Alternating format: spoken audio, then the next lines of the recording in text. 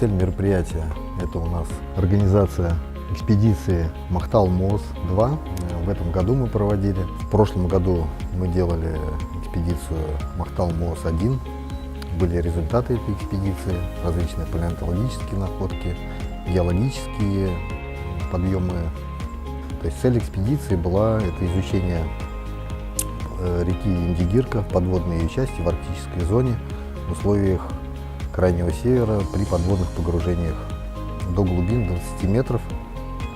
Температура воды доходила до минус 2 градусов. В прошлом году мы сдали в музей Алаиховского улуса имени Лебедева палеонтологические находки. В этом году то же самое сделали. Много разных подняли костей, бивни мамонта. Я думаю, что в дальнейшем мы планируем на будущий год совместно какие-то экспедиции провести, может быть, кого-то подключить из студентов, может быть, Российскую академию наук.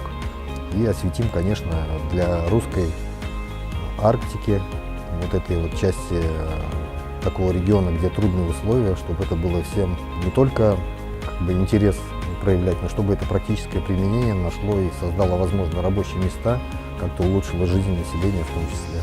Приехали ребята на нашу славную Индигирку. Я так понял, для них это впервые попасть в такие мероприятия. Я здесь с 2008 года ныряю, то есть для нас это как бы обыденность с одной стороны, да? С другой стороны тоже есть свой интерес.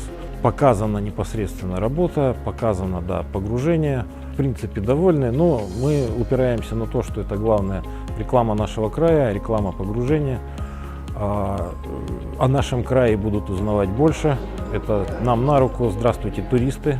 Значит, у нас в крае, в республике история есть на поверхности, есть еще и подземная, есть и подводная.